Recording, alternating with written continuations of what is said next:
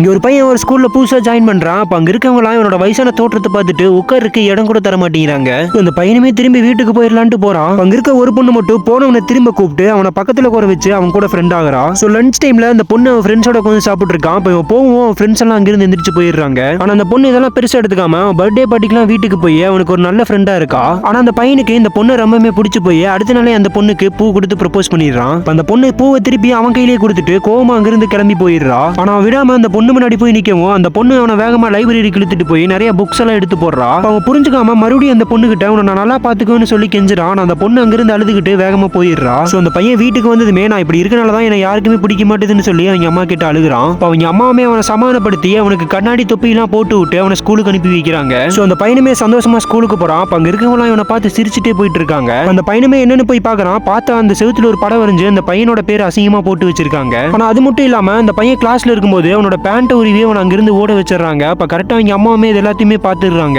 So அடுத்த நாள் அந்த பொண்ணு ரோட்ல போயிட்டு இருக்கும்போது அவங்க அம்மா அந்த பொண்ணு கிட்ட போய் ஒரு கிஃப்ட் கொடுக்குற மாதிரி கொடுத்து அந்த பொண்ணை வீட்டுக்கு கூட்டிட்டு வந்து கொலையே பண்ணிடுறாங்க. சோ இதனால அந்த அம்மாவுமே போலீஸ் அரெஸ்ட் பண்ணிடுறாங்க.